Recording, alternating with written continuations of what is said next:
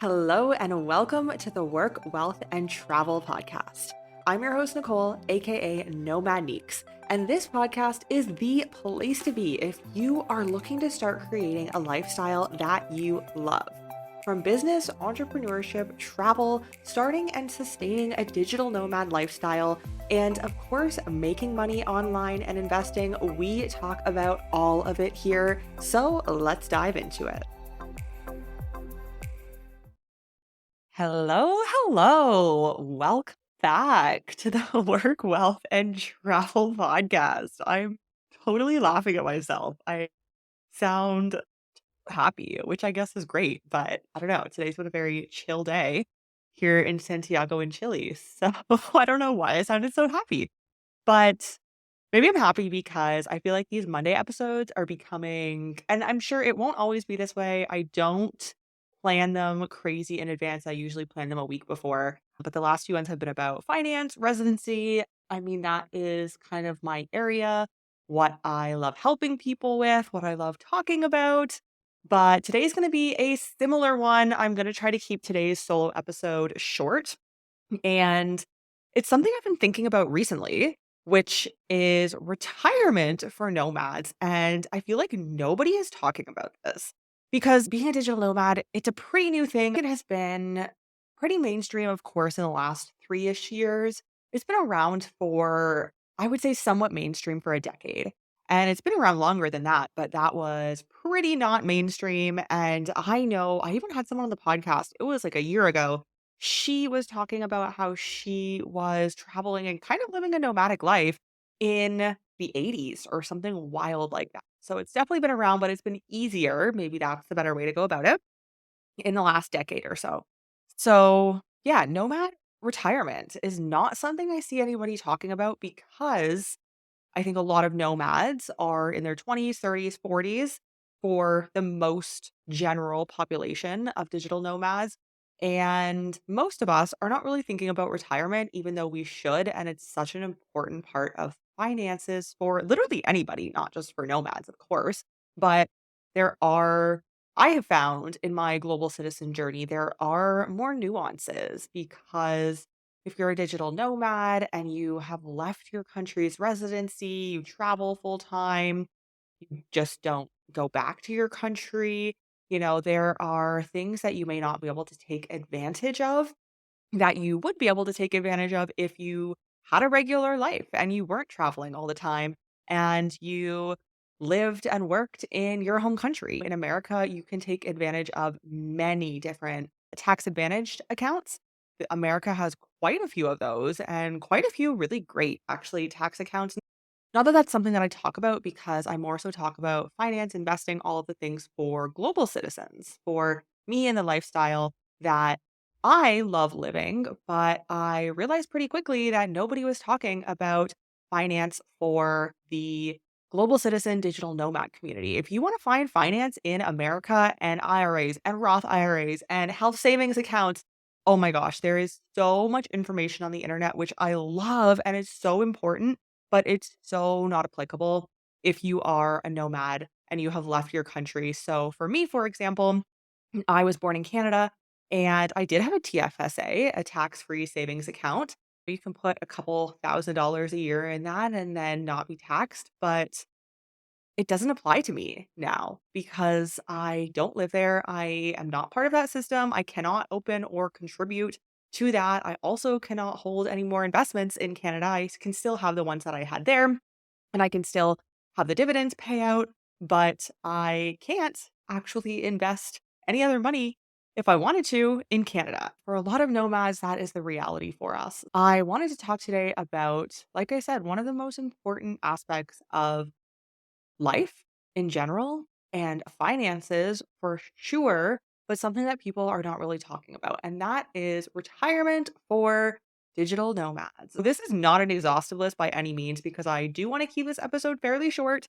This could be a very, very long episode if I go into everything that you could potentially do to start optimizing yourself for digital nomad retirement. If you do see a future for yourself as a digital nomad long term, of course, but today I made a post about this on Instagram recently. Today I'm going to go through some of the things, some of the important things that you can start thinking about to get your gears working for retirement as a digital nomad. Before I get into it, I do want to preface that you have to figure out what lifestyle you want for yourself to leave your home country's residency and to start optimizing all of these things and setting up different accounts places. And it may not be the best option for you, quite honestly, if this is not a long term lifestyle that you see for yourself. I always get so cringe when I say long term because nobody knows the future. You don't know what could happen in the future.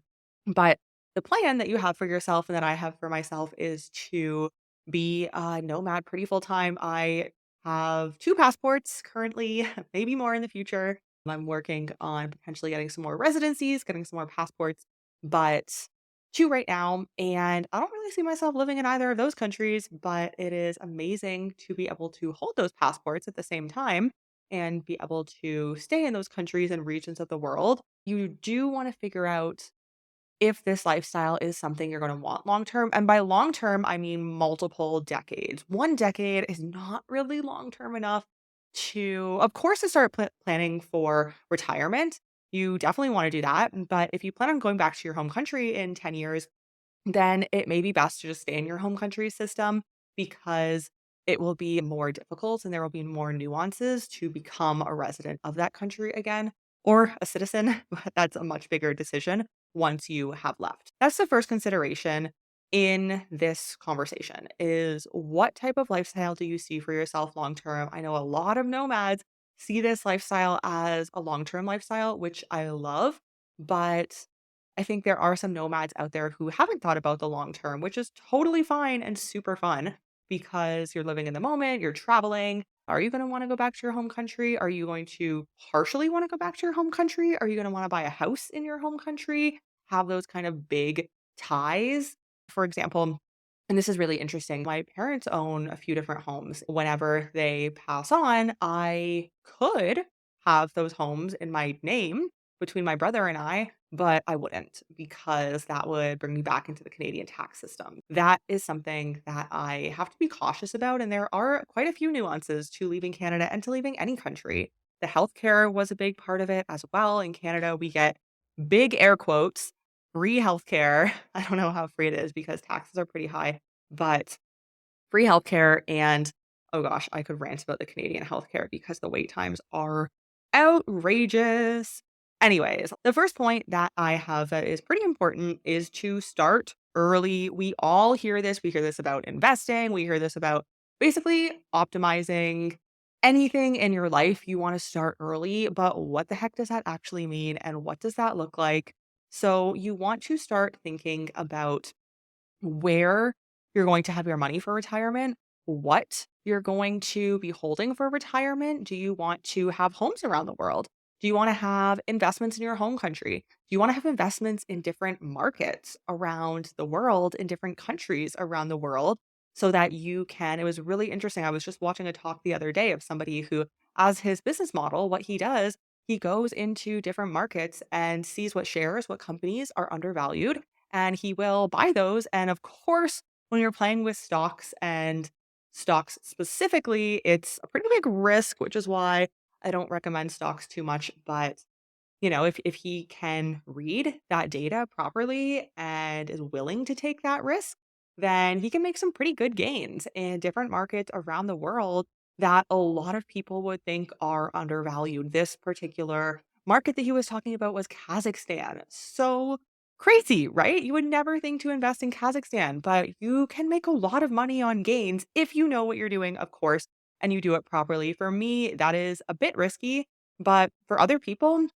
and people who are day trading and are very comfortable with risk, then that could look different. You want to figure out what your plan looks like and get started early.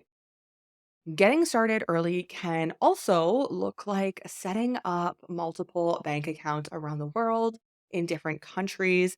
Getting started early can look like having a plan for the future. Really, what I recommend is the first step is to have a plan.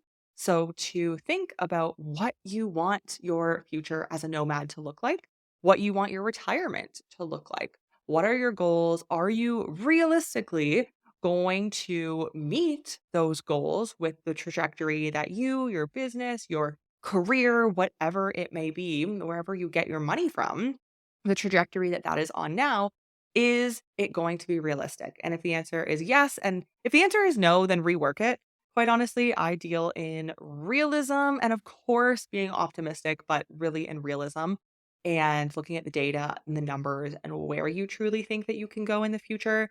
And then once you have that plan, start taking action towards it. Everyone's get started early looks different, but whether it is going to be growing your business and making money off of your business, which is a great way to build wealth, especially if you want to, really make some money in investments or real estate, you need to have the money there initially, unless you have an amazing idea and you have angel investors or something like that. But that is less typical. So, not really focusing on that so much for this episode.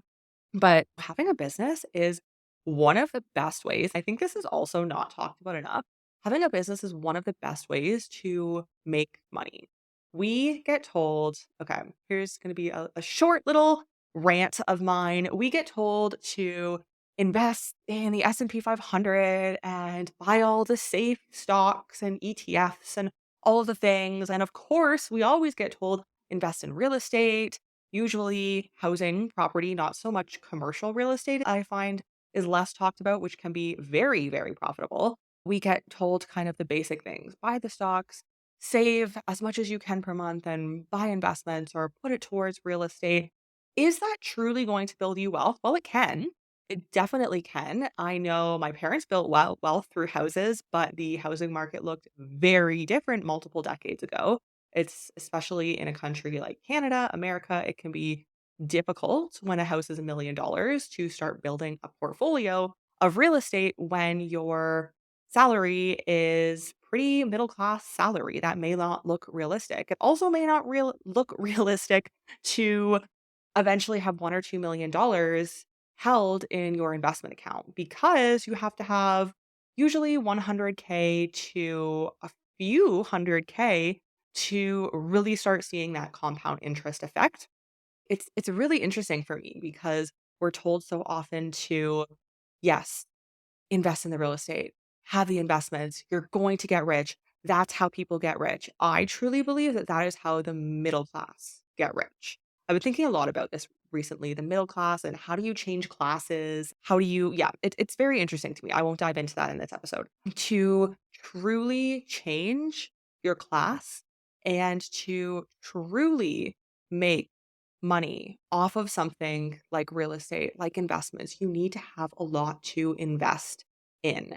And most middle class people who are working for somebody else, who are doing what we are told, because every government, every society needs a middle class. In order for the wealthy to be wealthy, there needs to be a middle class. There needs to be. And I think, when you start diving down the class structure and really breaking it down on how you can become wealthy, it's so interesting to me. Maybe I'll do another episode on this because it could be a whole nother episode. If you truly do want to build wealth, is the point that I'm saying, then think about what you can do to get there. And a lot of the time in today's day and age, it won't be through real estate and it won't be through investments to become generationally wealthy. Everyone who I know, everyone who I've had on this podcast, and everyone who I have seen online who is or says they are, to be fair, in the online space, have generational wealth. They have built it through a business. They have built a multi-million dollar system of a business that is generating them income. And the beautiful thing about that is that eventually, once it gets big enough, you can just be the face and you can outsource all of the behind the scenes work. And that is, in my opinion, how you truly do build generational wealth and how you become wealthy, how you have true money. This is not talked about enough for the middle class because, like I said, in order for the wealthy to be wealthy, there needs to be a middle class. There needs to be people who will work for somebody else and grow their business for quite honestly a nominal amount of money. for a conglomerate that is bringing in so much money at the end of every single year. Okay, end of rant. That is my wealth and class rant. I think it's so interesting. If you're interested in hearing more, then feel free to reach out to me, Instagram, wherever that may be, where you follow me.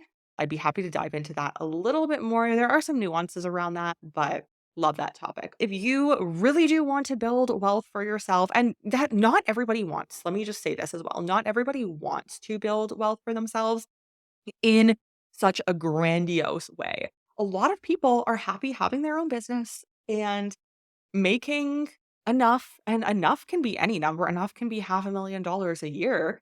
And making enough so that they can live a good lifestyle and they can have a small team behind them and they can continue their nomad lifestyle, buy a house, whatever it may be. There's a lot of people who are happy with that and don't want to build this huge, big business. And that's totally okay too. But I do think if you really want to make any sort of entrepreneurial change, impact, wealth, business, whatever that may be, there needs to be a mindset shift. And of course, there does. I was brought up in the middle class as well. What a lot of us are taught and shown through words and actions growing up are, of course, middle class, not what the upper class are taught. Anyways, I digress. Okay, let's move on. My next retirement for nomads tip is to have different bank accounts. Again, this is pretty easy if you're not a nomad. If you're living in one country full time, you do all of your banking and your trading and investments, and all of the things are done in one country and potentially just one bank. You're with one company for a bank, then that's pretty simple. You can set up different bank accounts, but as a digital nomad, and I'm thinking of my case, and I know a lot of other nomads' case specifically, being that I have bank accounts in multiple countries around the world. I also don't use my Canadian one too much because I'm out of that system and I'm not really supposed to. So, my tip here is to have different bank accounts, but the key here is with different purposes. Each of them can be set up for different purposes. I know I have a European fintech bank account, N26. It's really cool because N26 gives you the ability to have what they call spaces. You can basically have different spaces or different accounts or different accounts within your one account as a space to say, okay, this is a money for retirement. This is a money for long term goals. Maybe you want to really splurge out for a 30th birthday or a 50th birthday, whatever it may be, and you want to start saving now. Make sure that you have different accounts for different purposes. They don't have to be in the same country. We're digital nomads, we're global citizens, we have assets, things, people, everything is all over the world. It does not have to be in one country, but know what your bank accounts are and have different accounts for different things. Those different things are going to look different for everybody. Short term goals, long term goals, accommodation. Maybe you want to budget to $2,000 or $3,000 per month maximum on accommodation. Okay, great. Put some money in there if that's something that you find can get a little bit pricey for you or can get out of hand for you. Have different bank accounts for different purposes. Like I said, they don't need to be in the same country. But, and a question I have had before is if they're not in the same country, how do you keep track of these bank accounts? Doesn't it get confusing? Yup, it totally can. It absolutely can. But what I recommend and what I do personally to keep track of them is I download the app for all of them. They will all have a banking app. I have a folder on my iPhone that says finance, I think it's called, and any of my bank apps that I have, any of my investment accounts that I have, anything to do with finance, I have like Splitwise in there as well. That kind of just compartmentalizes for me where I have money because some of these accounts do have monthly fees in different countries. I have to usually they come out of the account automatically, so I don't have to go in and pay them, but I do like to see how much money I have in each account whenever I want, how much is coming out each month, and all of those things. So that's how I keep track of it. Really simple system. I don't like to overcomplicate things if at all possible. That's what I do. All right, my last nomad retirement planning tip is a what should be, I hope, to be a very basic one, and that is to have insurance. Make sure that your insurance is legit is also important because this can ruin your financial future. If something goes wrong as nomads, we never know when something's going to go wrong, when or where. You want to make sure that you are covered, but you want to make sure that you're covered with a legit, reputable brand. I have an episode coming out in the future, probably in about 2 months ish time, with a nomad specifically, which was really cool to talk to him, nomad insurance expert. And it was so interesting to hear the nuances of nomad insurance from him. One of the things that really stood out to me was that if you have one of the plans that is lower cost, so maybe anywhere from like 40 to $80 per month, then likely that will not be insurance that will cover you forever. I have called and they have said that they will cover if something happens forever, but really what those plans are doing is that they will cover you until you can go back to your country of residence and get treatment there and then continue the treatment there. I thought this was really interesting because as a nomad, I don't have a home. I do have a country of residence, but I'm not there often. I thought it was interesting because I want coverage, long term, full coverage in the country that I'm in and any other country I could potentially go in the future. And these smaller monthly insurance plans don't really cover that. But if you do want a true comprehensive plan, it would be a few $100s per month to really have a true comprehensive health insurance that will cover you regardless of where you are in the world. That episode is coming out in the near future. Like I said, we dive into it so much more. Oh my gosh, such a great episode. But I thought that that was important to mention and just the general concept of having a insurance. And it's also really important to know when you're thinking of insurance, you want health insurance. Health insurance is not necessarily always going to come with the great perks of gear coverage and lost baggage coverage.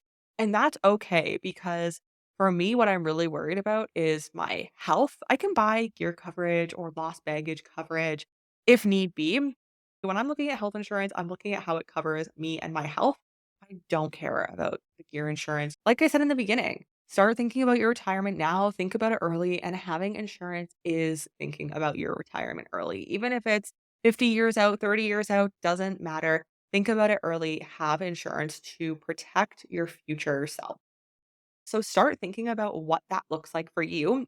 How can you start investing in your future, saving for your future? What are you going to do with those savings? And really make sure that you have a plan. Well, also, one other thing I didn't note that I want to note is a high yield savings account. You want to make sure that you have some sort of account in some country around the world. Most countries have some sort of offering like this where your money that you have for an emergency fund for savings that is not invested is not giving you more money. Of course, we want to have a little bit of money so that if something happens, we have that emergency money around. Have that making a little bit of money for you. I know in a lot of Western countries, they're offering the most nominal amounts of interest in the world, like 0.01%. No, thank you. Make sure you have a high yield savings account. So it's a little bit more. You can earn 2, 3, 4, 5%, which you're still taxed on in that country. I just want to note. But it's better than the basically nothing that most of the traditional banks will give you. And I've seen a lot of the up and coming banks, the some of the fintech banks will give you more interest because they want to be competitive than to these older giant banks that have been around for years and years and years. One that I actually recommend that I got pretty recently is called Zappo. It's XAPO. They're based in Gibraltar. So that right there signaled to me, yup, I think I'm gonna like this company. And very simple sign up process. You can hold Bitcoin and you can hold USD. So that's pretty cool. They do offer some high interest. I think it was 2%. So not the best, but also better than nothing. I have some of my money there and among other accounts, but Zappo is one that I've been using lately that I do recommend. And they will also mail you a card to your address, which is nice so that you have that. Fun little ending tip, I guess, if you listened to the end. So thank you for joining me in this episode. I tried to keep it short. I guess 30 minutes is short for me. I hope that is cool with you. Thank you for joining me here. All of my links are below if you want to connect, want to do whatever you want to do with them. They are all below. And I will see you in Wednesday's episode. We have 3 episodes out per week. So this is Monday. I will see you in Wednesday's episode.